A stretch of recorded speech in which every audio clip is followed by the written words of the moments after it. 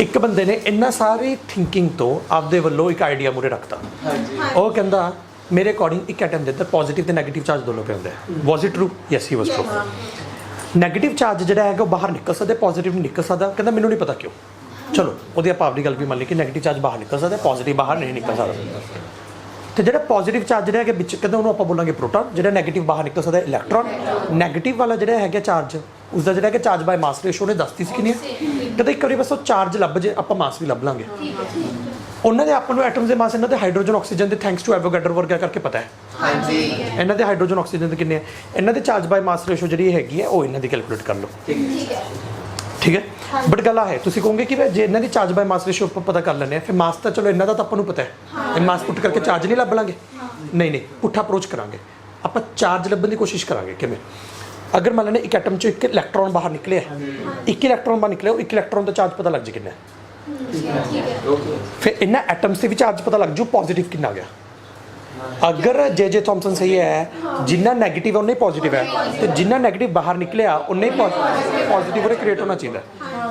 ਫਿਰ ਆਪਾਂ ਉਹ ਚਾਰਜ ਉਹਦੇ ਪੁੱਟ ਕਰਾਂਗੇ ਇਹਨਾਂ ਦੀ ਚਾਰਜ ਬਾਈ ਮਾਸ ਰੇਸ਼ੋ 'ਚ, ਤੇ ਮਾਸ ਉਹੀ ਆ ਗਿਆ, ਉਹੀ ਮਾਸ ਆ ਗਿਆ ਜਿਹੜਾ ਐਕਚੁਅਲੀ ਐਵੋਗੈਡਰੋ ਵਰਗੇ ਨੇ ਕੱਢਿਆ ਹੋਇਆ।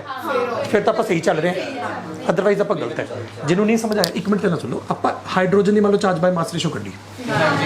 ਹੁਣ ਅਗਰ ਹਾਈਡਰੋਜਨ ਦੇ ਵਿੱਚੋਂ ਇਲੈਕਟ੍ਰੋਨ ਬਾਹਰ ਨਿਕਲ ਰਿਹਾ, ਜਿੰਨਾ ਨੈਗੇਟਿਵ ਬਾਹਰ ਨਿਕਲਿਆ ਉਹਨਾਂ ਪੋਜ਼ਿਟਿਵ ਬਾਹਰ।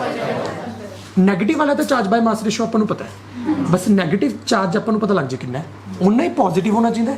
ਉਹ ਪੋਜ਼ਿਟਿਵ ਜਦੋਂ ਚਾਰਜ ਆਪਾਂ ਉਹਦੇ ਪੁੱਟ ਕਰਾਂਗੇ ਫਿਰ ਮੇਰੇ ਕੋਲ ਮਾਸ 1U ਆਉਣਾ ਚਾਹੀਦਾ। ਜੇ ਆ ਗਿਆ ਫਿਰ ਤਾਂ ਆਪਣਾ ਐਕਸਪੈਰੀਮੈਂਟ ਬਿਲਕੁਲ ਸਕਸੈਸਫੁਲ, ਅਦਰਵਾਈਜ਼ ਨਹੀਂ। ਚਾਰਜ ਪਤਾ ਕਰੋ, ਆ ਕਿੰਦਾ ਮਾਸ ਪੁੱਟ ਕਰਕੇ ਚਾਰਜ ਕੋ ਪਤਾ ਕਰਨਾ। ਆਪਾਂ ਤੇ ਫਿਰ ਆਈ ਨਹੀਂ ਬੈਠੇ ਕਿ ਥਿਉਰੀ ਜਮਾ ਸਹੀ ਹੈ, ਪੁੱਠਾ ਕਰਕੇ ਦੇਖੋ। ਹਾਂ ਕਿ ਆਪਾਂ ਪੁੱਠਾ ਕਰਕੇ ਚਲੋ, ਆਪਾਂ ਚਾਰਜ ਲੱਭ ਲਓ। ਅਗਰ ਉਹਦਾ ਮਾਡਲ ਜਮਾ ਸਹੀ ਹੈ, ਜਿੰਨਾ ਨੈਗੇਟਿਵ ਬਾਹਰ ਨਿਕਲਿਆ ਉਨਾ ਹੀ ਪੋਜ਼ਿਟਿਵ, ਤਾਂ ਉਸ ਦੇ ਵਿੱਚ E ਸੇਮ ਹੋਊਗਾ ਜਿਹੜੇ ਇੱਧਰ ਵਾਲੇ ਐਟਮਸ ਤੇ E ਤੋਂ ਫਿਰ ਆਪਾਂ M ਲੱਭਾਂਗੇ। ਲੈਟ ਅਸ ਸੀ M ਕਿੰਨਾ। ਤਾਂ ਐਂ ਕਰਕੇ ਜਿਹੜਾ ਕਿ ਕਿਨੂੰ ਸਾਰਾ ਐਕਸਪੈਰੀਮੈਂਟ ਕਲੀਅਰ ਹੋ ਰਿਹਾ। ਬਹੁਤ ਕਲਾਸੀ ਵੇ ਦੇ ਨਾਲ ਆ ਚੀਜ਼ਾਂ ਚੱਲ ਰਹੀਆਂ ਸੀ। And charge by mass ratio ਜਿਹੜੀ ਹੈਗੀ ਉਹਨਾਂ ਹੀ ਲੱਭਣਾ ਸੀ। ਹੁਣ ਬਸ ਚਾਰਜ ਲੱਭਣਾ ਸੀ, ਜੇ ਚਾਰਜ ਲੱਭ ਕੇ ਤਾਂ ਮਾਸ ਲੱਭ ਜੂ। ਹੁਣ ਚਾਰਜ ਲੱਭਣ ਲਈ ਇੱਕ ਬੰਦਾ ਆਇਆ ਜਿਸ ਦਾ ਨਾਮ ਸੀ ਮਿਲੀਕਨ, MILIKAN। ਮਿਲੀਕਨ ਦਾ ਨਾਮ ਉਸ ਬੱਚੇ ਨੇ ਪੱਕਾ ਸੁਣਿਆ ਹੋਊਗਾ ਜੇ ਕਿਸੇ ਬੱਚੇ ਨੇ ਮੇਰੀ ਵੀਡੀਓ ਦੇਖੀ ਆ ਜਾਂ ਰੌਕਟ ਬॉयਜ਼ ਦਾ ਪਹਿਲਾ ਐਪੀਸੋਡ ਦੇਖਿਆ। ਅਗਰ ਕਿਸੇ ਮੇਰੀ ਵਾਲੀ ਵੀਡੀਓ ਦੇਖੀ ਹੈ ਸਾਰੀ ਕੰਪਲੀਟ, ਉਸ ਦੇ ਵਿੱਚ ਮਿਲੀਕਨ ਬੈਲੂਨ ਐਕਸਪੈਰੀਮੈਂਟ ਸੀ। ਬਟ ਉਰੇ ਜਿਹੜਾ ਹੈਗਾ ਮਿਲੀਕਨ ਬੈਲੂਨ ਐਕਸਪੈਰੀਮੈਂਟ ਦੀ ਜਗ੍ਹਾ ਉਰੇ ਆਪਾਂ ਨਾਮ ਹੋਊਗਾ ਮਿਲੀਕਨ ਆਇਲ ਡ੍ਰੌਪ ਐਕਸਪੈਰੀਮੈਂਟ। ਸੋ ਮੈਂ ਹੁਣ ਐਕਸਪੈਰੀਮੈਂਟ ਸਮਝਾਉਣ ਲੱਗਿਆ ਕਿ ਕਮਾਲ ਦਾ ਐਕਸਪੈਰੀਮੈਂਟ ਹੈ, ਇੰਨਾ ਸਿੰਪਲ ਐਕਸਪੈਰੀਮੈਂਟ। ਤੇ ਬਈ ਉਹਨੂੰ ਚਾਰਜ ਲੱਭ ਲਿਆ। ਧਿਆਨ ਨਾਲ ਦੇਖਿਓ, ਚਾਰਜ ਲੱਭ ਲਿਆ, ਉਹਦਾ ਸੈਟਅਪ ਸਮਝਿਓ। ਉਹਨੇ ਕੰਟੇਨਰ ਚੱਕਿਆ। ਕੱਲ ਮੈਂ ਸੁਣਾ ਦੱਸ ਰਿਹਾ, ਹਜੇ ਤੱਕ ਆਪਾਂ ਨੂੰ ਚਾਰਜ ਬਾਈ ਮਾਸ ਰੇਸ਼ੀਓਸ ਪਤਾ ਲੱਗ ਰਿਹਾ, ਚਾਰਜ ਨਹੀਂ ਪਤਾ ਲੱਗ ਰਿਹਾ। ਅਗਰ ਆਪਾਂ ਨੂੰ ਚਾਰਜ ਪਤਾ ਲੱਗ ਗਿਆ ਤਾਂ ਸਿਰਾ ਲੱਗ ਜਾਊ। ਉਹਨੇ ਕੰਟੇਨਰ ਚੱਕਿਆ। ਉਸ ਕੰਟੇਨਰ ਸਿਲੈਂਡਰੀਕਲ ਕੰਟੇਨਰ ਹੈ, ਠੀਕ ਹੈ ਨਾ। ਮੈਂ ਸਿਲੰਡਰ ਡਰਾ ਕਰ ਦੇਣਾ, ਨਹੀਂ ਕਈ ਬੱਚੇ ਕਨਫਿਊਜ਼ ਹੋਣਗੇ।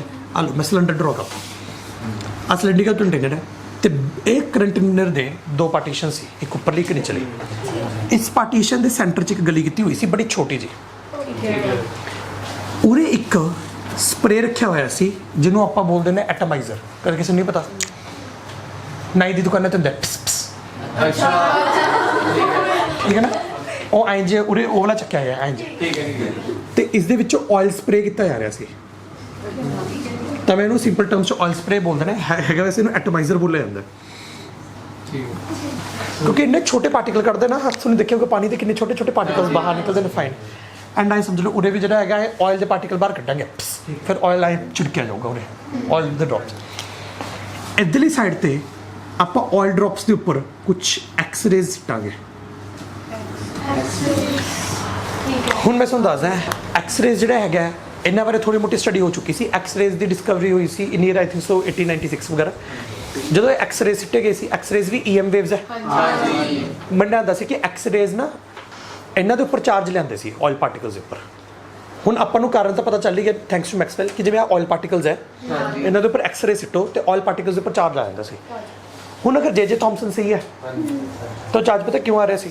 ਉਹ ਐਕਸਰੇਜ਼ ਜਦੋਂ ਆਇਲ ਦੇ ਪਾਰਟੀਕਲਸ ਨਾਲ ਜਾ ਕੇ ਟਕਰਾਉਂਦੇ ਸੀ ਆਇਲ ਦੇ ਹੈ ਨਾ, ਤਾਂ ਉਹਨਾਂ 'ਚੋਂ ਇਲੈਕਟ੍ਰੋਨ ਬਾਹਰ ਕੱਢਦਾ ਸੀ। ਤੇ ਇਲੈਕਟ੍ਰੋਨ ਕਿਉਂ ਬਾਹਰ ਕੱਢਦਾ ਹੁੰਦਾ ਸੀ? ਕਿਉਂਕਿ ਐਕਸਰੇਜ਼ EM ਵੇਵਸ ਹੀ ਹੈ, ਇਲੈਕਟ੍ਰੋਮੈਗਨੈਟਿਕ ਵੇਵਸ। ਇਲੈਕਟ੍ਰਿਕ ਫੀਲਡ ਹੈ, ਉਹ ਚਾਰਜ ਨੂੰ ਤਾਂ ਬਾਹਰ ਨੌਕ ਆਫ ਕਰ ਹੀ ਦੋ। ਕਿਹਨੂੰ ਕਲੀਅਰ ਹੈ? ਆਪਾਂ ਤਾਂ ਚਾਰਜ ਪਤਾ ਕਰਨਾ ਹੈ। ਆਪਾਂ ਉਰੇ ਤੱਕ ਜੇ ਥਾਮਸਨ ਜਿਹੜਾ ਹੈਗਾ ਸਹੀ ਹੋ ਚੁੱਕਿਆ ਸੀ, ਬੇਫਿਕਰ ਹੋ। ਜੇ ਥਾਮਸਨ ਸਹੀ ਹੋ ਚੁੱਕਿਆ ਸੀ ਕਿ ਹਾਂ ਵੀ ਚਾਰਜ ਪਾਰਟੀਕਲਸ ਹੈਗੇ ਨੇ ਵਿੱਚ ਤੇ ਉਹ ਬਾਹਰ ਨਿਕਲੇ ਨੇ। ਤਾਂ ਉਰੇ ਮੰਨ ਲਓ ਆਇਲ ਦੇ ਡ੍ਰੌਪ ਦੇ ਪਾਰਟੀਕਲ ਹੈ। ਚਲੋ ਸਾਰਾ ਟੌਪਿਕ ਦਾ ਓਵਰਵਿਊ ਸੁਣੋ। ਆਇਲ ਦੇ ਡ੍ਰੌਪ ਦੇ ਪਾਰਟੀਕਲਸ ਐਕਸ-ਰੇ ਸਿੱਟੇ ਗਏ ਠਾ। ਜਦੋਂ ਐਕਸ-ਰੇ ਸਿੱਟੇ ਗਏ ਇਹਨਾਂ ਚੋਂ ਇਲੈਕਟ੍ਰੋਨਸ ਬਾਹਰ ਨਿਕਲ ਗਏ ਹੋਣਗੇ, ਜਿਨ੍ਹਾਂ ਕਰਕੇ ਇਹਨਾਂ ਦੇ ਉੱਪਰ ਚਾਰਜ ਆ ਗਿਆ। ਹੁਣ ਮੈਨੂੰ ਦੱਸ ਦਿਓ ਕਿ ਪੋਜ਼ਿਟਿਵ ਚਾਰਜ ਜਿਹੜਾ ਵੀ ਆਇਆ ਹੋਊਗਾ ਇਹਨਾਂ ਦੇ ਉੱਪਰ ਕਿ ਸਾਰੇ ਡ੍ਰੌਪਸ ਤੇ ਆਇਲ ਦੇ ਡ੍ਰੌਪਸ ਤੇ ਸੇਮ ਹੋਊਗਾ? ਨਹੀਂ, ਕਿਉਂਕਿ ਜੇ ਆਇਲ ਦਾ ਡ੍ਰੌਪ ਦਾ ਸਾਈਜ਼ ਵੱਡਾ ਹੈ ਫਿਰ ਉਸ ਤੋਂ ਹੁਣ ਆਇਲ ਦੇ ਡ੍ਰੌਪ ਦੇ ਸਾਰਿਆਂ ਦੇ ਸਾਈਜ਼ ਸੇਮ ਤਾਂ ਹੋਣ ਨਹੀਂ ਲੱਗਿਆ, ਸਾਰਿਆਂ ਦਾ ਅੱਡ ਹੋਊਗਾ।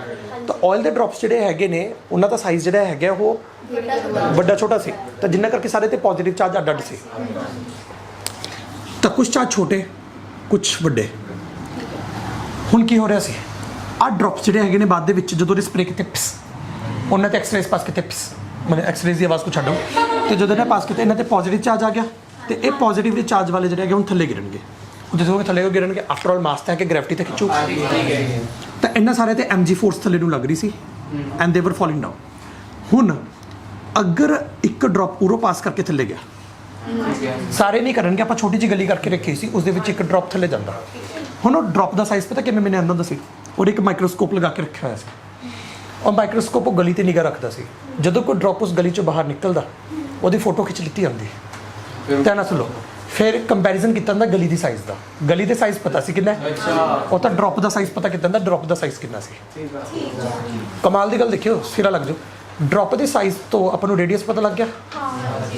ਡ੍ਰੌਪ ਦੇ ਜਦੋਂ ਆਪਾਂ ਨੂੰ ਰੇਡੀਅਸ ਪਤਾ ਲੱਗ ਗਿਆ, ਡਾਇਆਮੀਟਰ ਕਹਿ ਲਓ, ਰੇਡੀਅਸ ਕਹਿ ਲਓ, ਮੰਨ ਲੈਂਦੇ ਉਹ ਗਲੀ ਨਿਕਲੀ ਆਹ 4 ਸੈਂਟੀਮੀਟਰ ਦਾ ਸੀ ਡਾਇਆਮੀਟਰ, 4 ਸੈਂਟੀਮੀਟਰ ਵਾਲਾ ਹੋ ਗਿਆ 4 ਮਿਲੀਮੀਟਰ, ਤੇ ਉਸ ਦੇ ਵਿੱਚੋਂ ਆਪਾਂ ਨੂੰ ਇੱਕ ਪਾਸ ਕੀਤਾ ਆਲਮੋਸਟ ਹਾਫ ਸੀ, ਤਾਂ ਕਿੰਨਾ ਕੁ ਹੋਊਗਾ ਉਸਦਾ? 2 ਮਿਲੀਮੀਟਰ। ਤਾਂ 2 ਮਿਲੀਮੀਟਰ ਤੋਂ ਆਪਾਂ ਨੂੰ ਰੇਡੀਅਸ ਪਤਾ ਲੱਗ ਗਿਆ। ਆਪਾਂ ਨੂੰ ਬਾਅਦ ਚੋਂ ਵੋਲਿਊਮ ਪਤਾ ਲੱਗ ਜੂ। ਆਇਲ ਦੀ ਡੈਂਸਿਟੀ ਆਪਾਂ ਨੂੰ ਪਤਾ ਸੀ, ਡੈਂਸਿਟੀ ਤੋਂ ਆਪਾਂ ਨੂੰ ਮਾਸ ਪਤਾ ਲੱਗ ਜੂ। mass density into volume is equal to mass। density the symbol ਹੁੰਦਾ ਕੀ ਪਤਾ ਲੱਗ ਗਿਆ ਆਪਾਂ ਨੂੰ? ਫਿਰ ਜਾ ਕੇ ਜਿਹੜਾ ਹੈਗਾ ਮਾਸ ਇਨਟੂ ਆਪਾਂ ਜਿਹੜਾ ਹੈਗਾ ਮਾਸ ਇਨਟੂ ਜੀ ਕਰਕੇ ਆਪਾਂ ਨੂੰ ਪਤਾ ਲੱਗ ਗਿਆ ਫੋਰਸ ਕਿੰਨੀ ਲੱਗ ਰਹੀ। ਹੁਣ ਅਗਰ ਆਪਾਂ ਉਨੀ ਹੀ ਫੋਰਸ ਉਰੋਂ ਦੇ ਦਈਏ ਪੋਜ਼ਿਟਿਵ ਚਾਰਜ ਪਲੇਟ ਰੱਖ ਕੇ, ਹੁਣ ਇੱਕ ਪੋਜ਼ਿਟਿਵ ਚਾਰਜ ਪਲੇਟ ਰੱਖੀ ਗਈ ਸੀ, ਧਿਆਨ ਨਾਲ ਸੁਣ ਲਓ। ਤੇ ਪੋਜ਼ਿਟਿਵਲੀ ਚਾਰਜ ਪਲੇਟ ਕਿਵੇਂ ਬਣਾਈ ਗਈ ਸੀ? ਔਰ ਇੱਕ ਬੈਟਰੀ ਤੇ ਪੋਜ਼ਿਟਿਵ ਟਰਮੀਨਲ ਨਾਲ ਅਟੈਚ ਕਰਕੇ। ਤੇ ਇਸ ਦੇ ਨਾਲ ਕੀ ਹੋਇਆ? ਇਸ ਪਲੇਟ ਨੂੰ ਪੋਜ਼ਿਟਿਵ, ਤੇ ਇਹ ਇੱਕ ਵੇਰੀਏਬਲ ਬੈਟਰੀ ਸੀ। ਬੈਟਰੀ ਦੇ ਬਹੁਤ ਵਧਾਈ ਘਟਾਈ ਜਾ ਸਕਦੀ ਸੀ। ਹੁਣ ਆਪਾਂ ਬੈਟਰੀ ਦੀ ਵੋਲਟੇਜ ਇਸ ਤਰੀਕੇ ਨਾਲ ਹੀ ਵਧਾਉਂਦੇ ਸੀ ਕਿ ਉਹ ਵਾਟਰ ਦਾ ਜਿਹੜਾ ਡ੍ਰੌਪ ਹੈ ਜਿਹੜਾ ਥੱਲੇ ਆ ਰਿਹਾ ਨਾ, ਆਈ ਗਿਰ ਰਿਹਾ ਸੀ, ਉਹਦੀ ਸਪੀਡ ਵਧੇ ਉੱਥੇ ਰੁਕ ਜਾਏ, ਫੋਰਸ ਬਰਾਬਰ ਹੋ ਜਾਏ। ਹੁਣ ਜੇ ਫੋਰਸ ਬਰਾਬਰ ਹੋ ਜਾਂਦੀ ਹੈ ਆਪਾਂ ਨੂੰ ਕਨਫਰਮ ਵੀ ਹੋ ਜਾਊਗਾ ਜਿੰਨਾ m/g ਆਪਾਂ ਥੱਲੇ ਲੱਗ ਰਹੀ ਸੀ, ਤੇ ਜਿਹੜਾ ਆਪਾਂ ਦੇਖਿਆ ਆਪਾਂ ਨੂੰ ਕਿੰਨੀ ਫੋਰਸ ਲਗਾਉਣੀ ਪੈ ਰਹੀ ਹੈ ਉਹ ਆਪਾਂ ਨੂੰ ਪਤਾ ਲੱਗ ਜਾਂਦਾ ਸੀ। ਬਟ ਐਕਚੁਅਲੀ ਫੋਰਸ ਜਿਹੜੀ ਹੈਗੀ ਮੈਂ ਤੁਹਾਨੂੰ ਦੱਸਦਾ, ਉਹਦੇ ਪੋਜ਼ਿਟਿਵਲੀ ਚਾਰਜ ਪਲੇਟ ਹੈ। ਆਹ ਉਰੋਂ ਇੱਕ ਮੰਨ ਲੈਂਦੇ ਹਾਂ ਕਿ ਆਪਣੇ ਕੋਲ ਆ ਡ੍ਰੌਪ ਆਇਆ, ਇਸ ਤੇ ਪੋਜ਼ਿਟਿਵ ਚਾਰਜ ਸੀ। ਹੁਣ ਇਸ ਤੇ ਫੋਰਸ ਕਿੰਨੀ ਲੱਗੂਗੀ? ਇਹ ਆਪਣੇ ਕੋਲੇ ਥੱਲੇ ਪੋਜ਼ਿਟਿਵਲੀ ਚਾਰਜ ਪਲੇਟ ਹੈ, ਤੇ ਇਹਦੇ ਵਾਸਤੇ ਵੀ ਫਾਰਮੂਲਾ ਹੁੰਦਾ ਸੀ। ਆਪਾਂ ਫਾਰਮੂਲੇ ਤੋਂ ਪਤਾ ਕਰ ਸਕਦੇ ਨੇ ਕਿ ਅਗਰ ਉਹਦੇ V ਵੋਲਟੇਜ ਹੈ ਜਾਂ ਉਹਦੇ E ਇਲੈਕਟ੍ਰਿਕ ਫੀਲਡ, ਆਪਾਂ ਇਲੈਕਟ੍ਰਿਕ ਫੀਲਡ ਦੀ ਟਰਮਸ 'ਚ ਗੱਲਾਂ ਕਰਦੇ, ਅਗਰ ਉਹਦੇ E ਇਲੈਕਟ੍ਰਿਕ ਫੀਲਡ ਹੈ ਤਾਂ ਇਸ ਤੇ ਕਿੰਨੀ ਫੋਰਸ ਲੱਗੂਗੀ ਆਪਾਂ ਪਤਾ ਕਰ ਸਕਦੇ ਸੀ। ਬਸ ਹੁਣ ਮੇਰੀ ਗੱਲ ਤੇ ਨਾ ਸਮਝ ਲਓ, ਜ਼ਿਆਦਾ ਚਾਰਜ ਆਇਆ ਹੋਇਆ ਇਸ ਤੇ ਜ਼ਿਆਦਾ ਫੋਰਸ ਲੱਗੂ, ਘੱਟ ਚਾਰਜ ਆਇਆ ਘੱਟ ਫੋਰਸ। ਧਿਆਨ ਨਾਲ ਸੁਣੋ, ਫੋਰਸ ਆਪਾਂ ਪਤਾ ਕਰਾਂਗੇ m/g ਤੋਂ।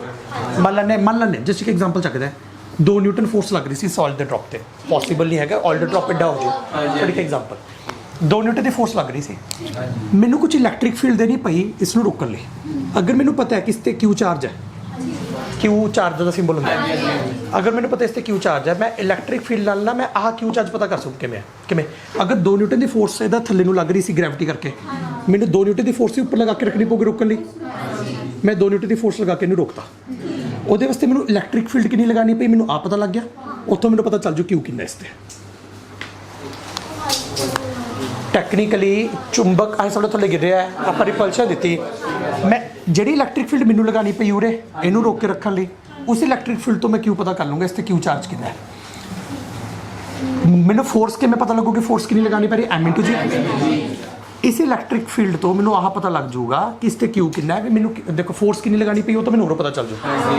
ਆਈ ਸਮਝ ਲੈਂਦੇ ਯਾਰ, ਮੈਂ ਸਿਰਫ ਕਲੂ ਦਿੰਦਾ, electric field into Q force ਦੇ ਬਰਾਬਰ ਹੁੰਦਾ। ਹੁਣ ਆਹ ਫਾਰਮੂਲਾ ਹੁੰਦਾ, अच्छा ਫੋਰਸ ਮੈਨੂੰ ਪਤਾ ਲੱਗ ਗਈ m/g ਤੋਂ ਵੀ ਮੈਨੂੰ 2 ਨਿਊਟਨ ਲਗਾਉਣੀ ਪੈ ਰਹੀ। ਇਲੈਕਟ੍ਰਿਕ ਫੀਲਡ ਮੈਂ ਲਗਾ ਰਿਹਾ, ਮੈਨੂੰ ਪਤਾ ਹੀ ਹੈ, ਤਾਂ ਮੈਂ ਉਹਦੇ ਨਾਲ ਡਿਵਾਈਡ ਕਰਾ ਕੇ ਮੇਰੇ ਕੋਲ ਚਾਰਜ ਆ ਜਾਏਗਾ।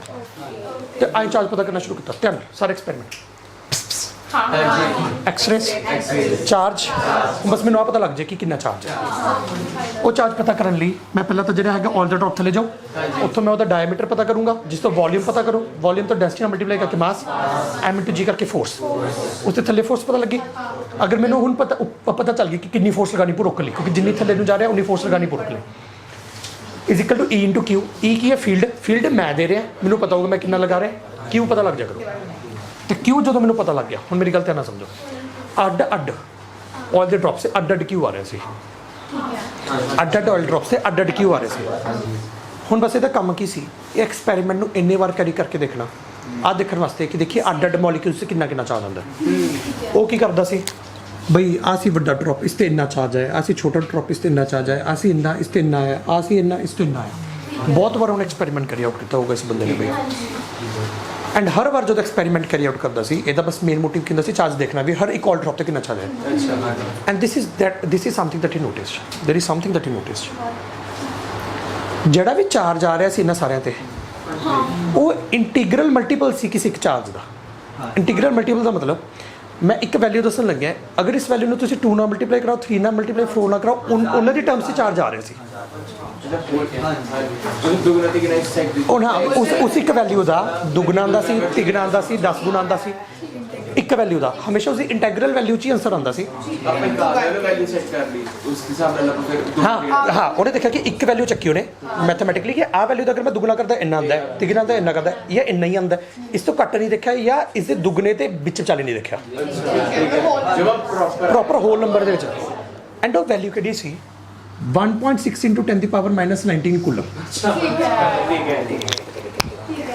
1.6 × 10 ਐਂਡ ਹੀ ਸੈਡ, ਜੇ ਆਪਾਂ ਮੰਨ ਲਈਏ ਕਿ ਇੱਕ ਇਲੈਕਟ੍ਰੋਨ ਹੈ, ਉਸ ਤੇ ਇੰਨਾ ਚਾਰਜ ਹੈ, ਹੁਣ ਇੱਕ ਇਲੈਕਟ੍ਰੋਨ ਤੋਂ 2 ਇਲੈਕਟ੍ਰੋਨ ਹੀ ਨਿਕਲਣਗੇ, ਕਿੰਨੇ ਨਿਕਲਣਗੇ? ਤਾਂ ਹੀ ਕਰਕੇ ਤਾਂ 1.6 × 10⁻⁻19 ਕੂਲਮ ਦਿਖਦਾ ਸੀ, ਜਾਂ ਇਸ ਤੋਂ ਦੁਗਣਾ ਜਾਂ ਇਸ ਤੋਂ ਤਿਗਣਾ। And he concluded this is the charge ਜਿਹੜਾ ਹੈਗਾ ਇਹਨਾਂ ਤੇ। ਐਂਡ ਕਮਾਲ ਦੀ ਗੱਲ, ਇਹ ਚਾਰਜ ਜਦੋਂ ਰਿਪੁੱਟ ਕੀਤਾ ਗਿਆ, ਮਾਸ ਆ ਗਿਆ ਕਿਸਦਾ? ਇਲੈਕਟ੍ਰੋਨ ਦਾ। ਐਂਡ ਇਲੈਕਟ੍ਰੋਨ ਦਾ ਮਾਸ ਆਇਆ 9.1 × 10⁻31 kg। ਐਂਡ ਕਿਸੇ ਨੂੰ ਨਹੀਂ ਪਤਾ ਇਹ ਬਹੁਤ ਜ਼ਿਆਦਾ ਘੱਟ ਮਾਸ ਹੈ। ਇਹ ਕਿੱਥੋਂ ਪੁੱਟ ਕੀਤਾ ਗਿਆ ਸੀ? ਇਸ ਤੋਂ। ਤਾਂ ਚਾਰਜ ਪਤਾ ਕੀਤਾ ਗਿਆ ਮਿਲੀਕਨ ਨੇ, ਬਾਅਦ ਚੋਂ ਮਾਸ ਪਤਾ ਕੀਤਾ ਗਿਆ।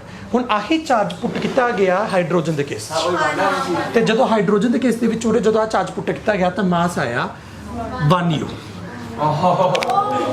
And with this everything was concluded कि भाई सारा एक्सपेरिमेंट जमा सही चल रहा है। जे किसी को ऐ लग रहा है कि भैया मतलब बिल्कुल जाली वे नाल होया तो दस दो, लेकिन ऐ लग रहा है कि सारे बड़े जीनियस वे यूज करिए उन्होंने। They were extremely genius. Math, science, chemistry, physics हर चीज़ यूज हुई आती है just to get to one point कि भाई देखे तो चार्ज से मास रेशो है, मतलब चार्ज कितना मास कितना, तो सारा कुछ कंक्लूशन जमा सही चल रहा है। बोल दे।